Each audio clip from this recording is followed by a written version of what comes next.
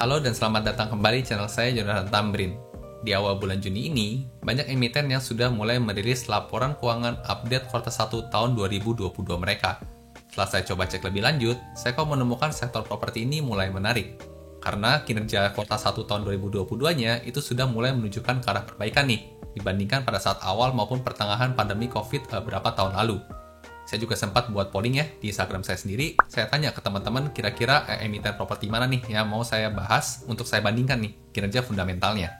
Dan di video kali ini, saya mau sharing hasil analisa fundamental, prospek, dan valuasi dari 4 emiten pilihan teman-teman sendiri. Ya, yang pertama ada BSDE, ada CTRA, ada Demas, dan ada Pewon. Nah, buat teman-teman yang pertama kali nonton, di channel ini saya sharing mengenai analisa dan hal-hal seputar investasi saham. Jadi buat teman-teman investor boleh banget nih diklik tombol subscribe dan nyalakan lonceng notifikasinya biar nggak ketinggalan update video berikutnya. Nah, dari keempat emiten ini, mana yang kira-kira masih mempunyai potensial gain yang cukup lumayan dan resiko yang terbatas? Yuk langsung kita lihat aja pembahasannya.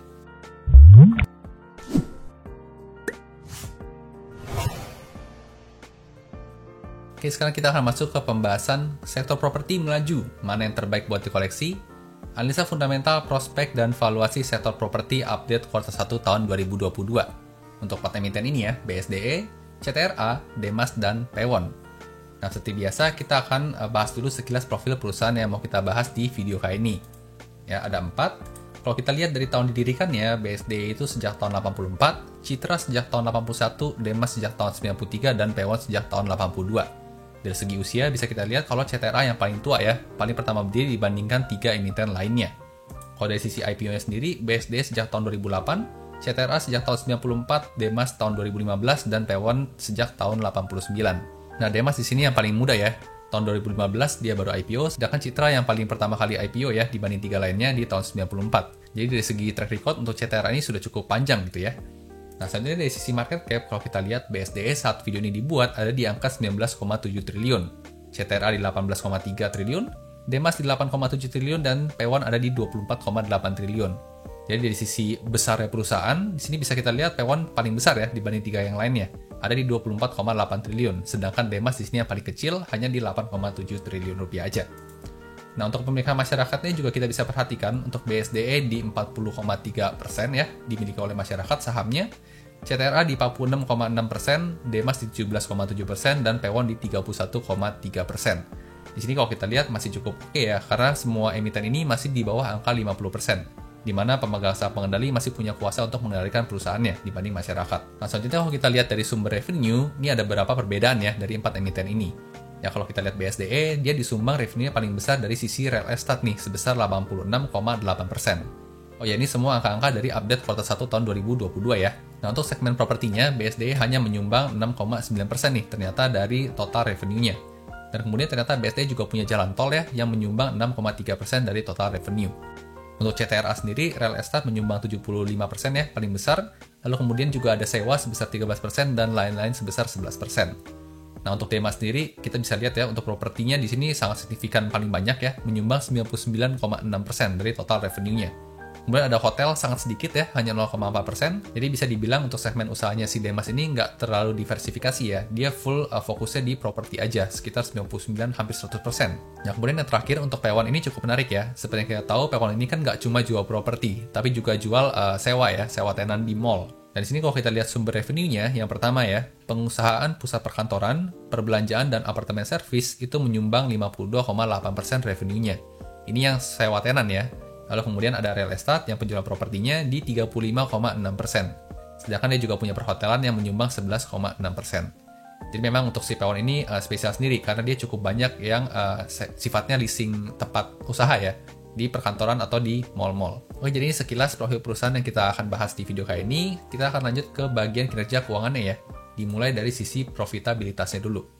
Gimana sih kinerja update kuartal 1 di tahun 2022 ini kalau kita bandingkan keempat emiten ini? Nah, di sini saya sudah coba tampilkan bagannya. Oh ya, di sini angka tahun 2022 ini saya setahunkan ya. Jadi karena ini masih kuartal 1, jadi saya kali 4 angka-angka di sini.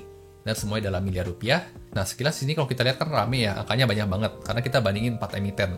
Jadi sini saya sediakan juga tabel yang mungkin lebih memudahkan kita buat bisa analisa lebih gampang. Nah, ini contohnya untuk revenue, kita bisa bandingkan persen growth-nya dari tahun 2021 ke tahun 2022 yang disetahunkan. bisa kita lihat ternyata growth Demas nih yang punya potensi paling kencang, yaitu meningkat sebesar 72% dibandingkan tahun 2021. Sini kita bisa lihat ya, yang warna biru ini revenue. Demas di tahun 2021 itu 1,4 triliun revenue-nya, tapi untuk tahun 2022 yang disetahunkan, ya, yaitu dikali 4 ya, ada di 2,4 triliun. Jadi punya potensi untuk meningkat cukup signifikan nih, si Demas dibandingkan 3 emiten lainnya. Sedangkan untuk BSDE kita bisa lihat hanya di 6%, CTRA dan P1 bahkan minus di 8% untuk revenue-nya. Kemudian dari gross profit juga Demas bisa potensi paling kencang ya. Gross profit-nya bisa meningkat sampai 111%, BSDE hanya 6%, bahkan Citra dan P1 ini ada potensi untuk minus ya, growth-nya dibandingkan tahun sebelumnya. Untuk operating profit juga demikian, dan untuk net profit juga kita bisa lihat peningkatan Demas punya potensi paling tinggi nih, bisa mencapai 118% jika bisa mempertahankan kinerjanya seperti di kuartal 1 untuk kuartal-kuartal berikutnya. Jadi sekilas kalau dari profitabilitas kita bisa bilang Demas di sini masih unggul ya. Lalu kemudian kedua terbaiknya ada BSDE, lalu kemudian ada P1, lalu kemudian ada Citra ya, karena dia net profitnya ada potensi untuk lebih rendah dibanding tahun sebelumnya. Nah selanjutnya bagaimana dengan marginnya ya, margin keuntungan dari 4 emiten properti ini. Nah, sini bagannya juga sudah saya buat. Sini kita bisa lihat ya, untuk lebih memudahkan bisa kita lihat bagannya juga. Untuk gross profit margin di angka tahun 2022 ini ternyata yang paling besar adalah si Demas juga nih, ya di angka 72% gross profit marginnya. Sedangkan kedua terbesar ada BSDE, ketiga ada P1 dan keempat ada CTRA. Nah, kemudian kalau kita mulai dari net profit margin, kita juga bisa lihat di sini ternyata Demas juga nih yang punya angkanya paling gede, yaitu mencapai 63%. Jadi memang profitable banget ya, net profit marginnya aja 63% dari revenue-nya. Sedangkan untuk kedua terbesar ada P1, lalu kemudian dilanjut oleh CTRA, dan yang paling kecil ada BSDE. Nah di sini sangat menarik ya, jadi kita bisa melihat seberapa profitable ini sebuah perusahaan. Dan di contoh ini Demas mengungguli dari 3 emiten lainnya cukup signifikan. Nah ini dari sisi kinerja keuangannya, kemampuan menghasilkan laba, bagaimana dengan kondisi neracanya nih? Apakah sehat apa enggak kondisi keuangan perusahaannya? Nah kita akan lihat untuk kondisi balance sheet-nya. Ini bakannya juga sudah saya buatkan, dan juga beserta tabelnya untuk memudahkan. Nah, sini kita bisa lihat growth dari tahun sebelumnya ya. Untuk BSDE, growth asetnya hanya 3%, CTRA bahkan kelihatannya nggak naik sama sekali ya, sama-sama di 38 triliun nih. Cuma beda sekitar 100-an miliar dari tahun sebelumnya. Untuk Demas sendiri, 8% growth-nya lumayan. Dan untuk P1 yang paling kencang nih, dari sisi asetnya meningkat sebesar 14%. Selanjutnya kalau dari sisi hutang, juga kita bisa lihat di sini pada growth ya, hutangnya pada meningkat, kecuali Citra nih yang mencatatkan penurunan hutang. Berarti ini cukup oke ya, karena hutangnya berturun. Kemudian di sisi ekuitas atau modal, kita bisa lihat ternyata growth dibandingkan tahun sebelumnya nggak sampai gede-gede amat ya. Yang paling gede di sini Demas itu 7% dan bahkan nggak sampai 2 digit. Lalu kemudian untuk BSD hanya 1%, CTRA hanya 2%, dan P1 juga hanya 2%. Lalu kemudian kalau kita mau lihat rasio debt to equity ratio, rasio hutang terhadap modal, di sini juga kita bisa lihat ternyata Demas yang paling aman nih. Paling kecil dia, rasio DER-nya hanya di 0,15 aja. Dibandingkan dengan CTRA yang sampai 1,21 kalinya modal ya. Jadi cukup gede nih untuk DER-nya Citra. Nah, kalau kita coba menilai dari sisi balance sheet ini, sebenarnya setiap emiten punya plus dan minusnya ya. Jadi ada yang liabilitasnya turun, tapi ekuitasnya meningkatnya sedikit. Ada yang ekuitasnya naiknya banyak, tapi dia liabilitasnya juga naik banyak. Daerah di sini juga ada yang besar, tapi hutangnya turun. Ada juga yang daerah kecil, tapi hutangnya naiknya banyak. Jadi di sini kesimpulan siapa yang balance sheet-nya lebih baik ini kembali ke teman-teman ya. Jadi teman-teman yang decide sendiri. Nah, kita lanjut ke bagian return on equity. Ya, bagaimana rasio return on equity selama 5 tahun terakhir untuk 4 emiten ini. Nah, di sini kita bisa lihat ya, untuk ROE BSDE sempat naik turun, tertinggi di tahun 2019 menyentuh 10%, tapi di tahun 2022 dia hanya di 4% nih. Kurang lebih mirip seperti di tahun 2021. Jadi naiknya nggak terlalu banyak ya. CTRA sendiri naik turun, tapi ending terakhirnya di kisaran 10%-an juga. Demas nih yang cukup menarik, karena dia sempat naik, turun, lalu naiknya saat ini posisi lebih tinggi dibanding tahun-tahun sebelumnya. Untuk P1 sendiri malah ada penurunan ya. Jadi dia sempat 20% di tahun 2018, turun ke 6%, sempat naik tapi masih di angka 9% nih. Belum balik seperti kondisi tahun 2019 maupun 2018. Dari ROE sendiri bisa kita lihat di sini yang cukup menarik adalah si Demas ya, nomor 1. Lalu kemudian ke Citra karena dia 10%. Kemudian lalu ke P1 di 9%, lalu ada BSDE yang ROE-nya hanya 4%. Nah itu tadi kesehatan balance sheet-nya. Gimana dengan kondisi arus kasnya nih? Bagus apa nggak sih untuk 4 emiten ini? Nah, untuk cash flow di sini juga sudah saya buatkan bagannya, bisa kita lihat. Di keempat emiten ini untuk cash flow from operation ya, operasional yang warna biru ini semuanya bagus ya, karena semuanya angkanya di atas 0, yang berarti angkanya positif. Artinya lebih banyak uang masuk dibanding uang yang keluar pada tahun tersebut. Jadi merupakan hal yang bagus.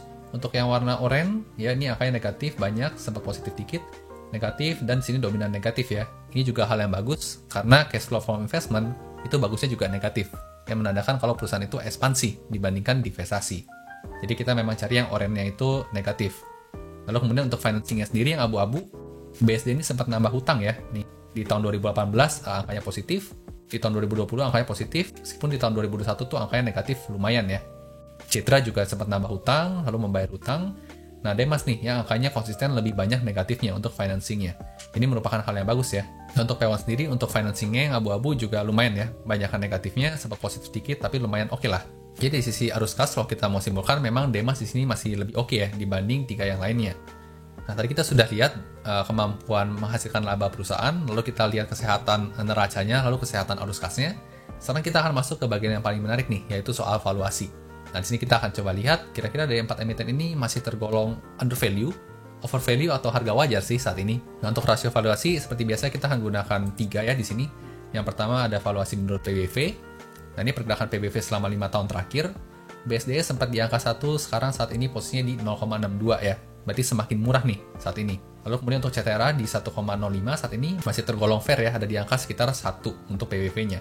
Untuk Demas sendiri sempat di angka 2 ya, cukup over value, saat ini ada di 1,5 yang sebenarnya sih udah bisa dibilang wajar menuju ke mahal ya untuk Demas menurut valuasi PBV.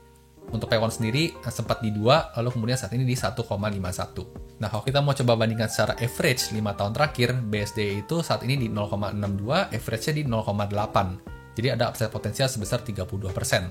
CTRA sendiri di 1,5, ada average di 1,17 nih. Jadi punya upside potensial sebesar 12%. Demas sendiri di 1,5, average-nya di 1,73, jadi punya upside sebesar 14%. Dan P1 ada di 1,5, sedangkan average-nya di 1,76. Jadi punya upside potensial sebesar 16% nih, kurang lebih dari sisi valuasi PBV. Nah, ini valuasi yang pertama, bagaimana dengan metrik valuasi PE ratio ya, atau price to earning ratio-nya. Nah, di sini juga sudah saya buatkan bagannya pergerakan 5 tahun terakhir. Ini BSD cukup ada anomali ya, di tahun 2020 dia angkanya gede banget nih untuk price to earning ratio-nya. Sekilas di sini kalau dari valuasi PE ratio tergolong cukup mahal-mahal ya. Di sini angkanya sudah 14,15, ada 10,8, ada 16,7. Di sini yang paling murah hanya si Demas ya. Hanya di 5,6 nih price to earning ratio-nya. Tapi kalau misalnya kita mau lihat bandingin secara average 5 tahunan, kita bisa lihat angkanya di sini ya. Nah, di sini kalau kita lihat BSD punya upside potensial sebesar 115% menurut average 5 tahun terakhir. Namun kita perlu waspadai ya, atau kita cermati, di tahun 2020 ini anomali nih. Jadi memang perlu dicek lagi laporan keuangan ini di tahun ini, kira-kira apa yang menyebabkan PE ratio ini bisa gede seperti ini. Nah, mungkin dari sisi PE ratio bisa kita lihat yang paling murah saat ini adalah memang si Demas ya. Jadi PE ratio-nya aja masih 5, sedangkan untuk average-nya selama 5 tahun terakhir di 10, jadi punya upside potensial sebesar 91%. Citra juga lumayan, ada upside potensial sebesar 24%, namun untuk P1 sayangnya ada punya downside potensial ya, minus 3%, kalau menurut rasio valuasi PE ratio yang kita bandingkan 5 tahun terakhir. Nah, kita sudah lihat valuasi PBV, sudah lihat rasio PE ratio, sekarang kita akan gunakan valuasi yang ketiga ya, yaitu EPS growth, yang biasa saya gunakan. Menurut saya rasio EPS growth ini cocok untuk properti, karena memang properti ini kan sifatnya cyclical ya. Jadi ketika kondisi saat ini dirasa sudah di bottom, kemungkinan emiten cyclical itu akan bangkit ya. Jadi kita bisa expect EPS-nya ini akan growth kembali nih, atau turn around ya, ketika kondisinya sudah mulai pulih kembali. Nah, untuk rasio EPS growth ini saya nggak bisa detailkan semuanya di video ini karena cukup panjang, tapi saya pernah buat videonya.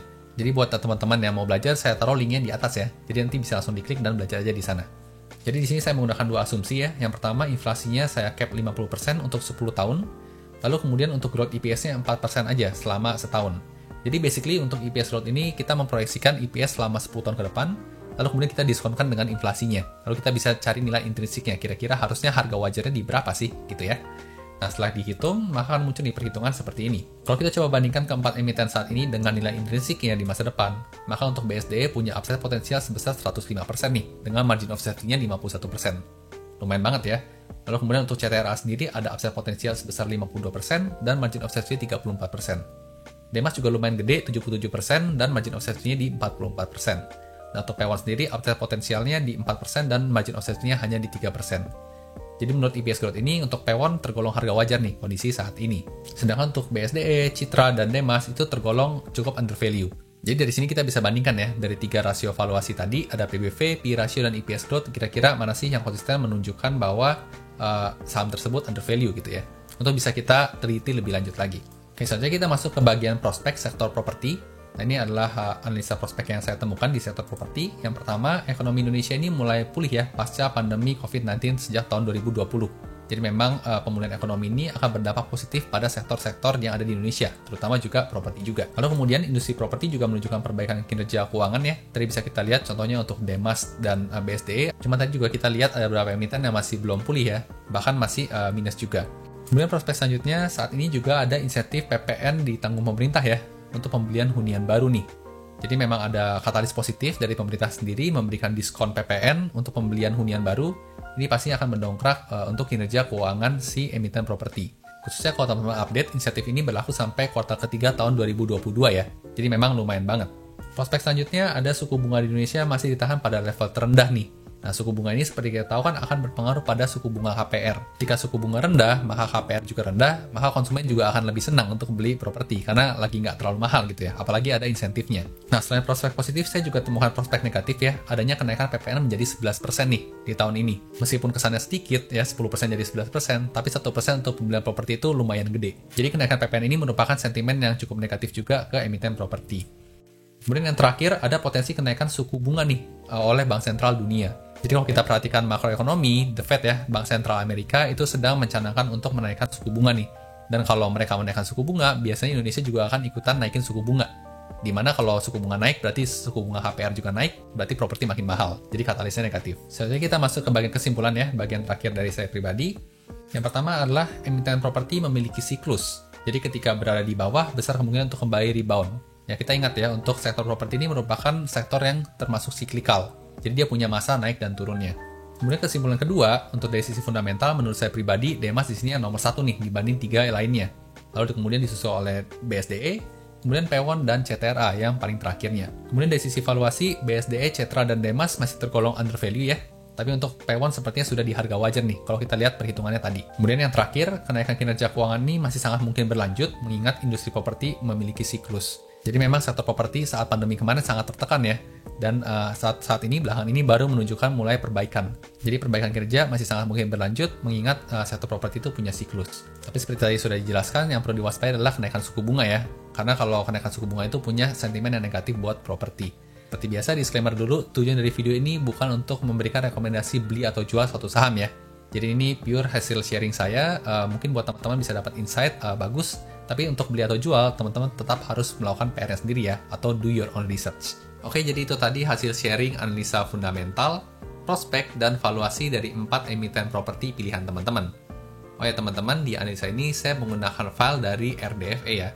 Nah, buat teman-teman yang belum tahu, RDFE merupakan singkatan dari Rekap Data Fundamental Emiten. Nah, apa itu RDFE? RDFE ini memang merupakan file Excel yang saya kelola sendiri. Jadi memang saya update secara berkala, dan berisikan record laporan keuangan selama 5 tahun terakhir hampir semua emiten, beserta tools untuk analisanya yang memudahkan kita tentunya sebagai investor. Mungkin teman-teman punya waktu yang sangat terbatas gitu ya, tapi pengen analisa secara mandiri, nah file RDF ini pasti bakal membantu teman-teman banget. Nah untuk update kuartal 1 tahun 2022-nya sebenarnya masih on progress nih, karena masih banyak perusahaan atau emiten yang belum rilis laporan keuangan perusahaannya. Mungkin estimated time-nya baru akan selesai di akhir bulan Juni ini. Tapi kalau misalnya teman-teman tertarik untuk update kuartal sebelumnya, yang kuartal 4 tahun 2021, itu rekapnya sudah selesai dan saya jual di harga yang sangat terjangkau nih, di Rp350.000 aja untuk first time buyer. Jadi misalnya kalau teman-teman mau update lagi nih, kuartal 2, kuartal 3 tahun 2022 nanti, itu cukup nambah 200.000 aja, nggak perlu 350.000 lagi. Nah, kalau teman-teman tertarik, bisa mengisi form pemesanannya di kolom deskripsi di bawah ya.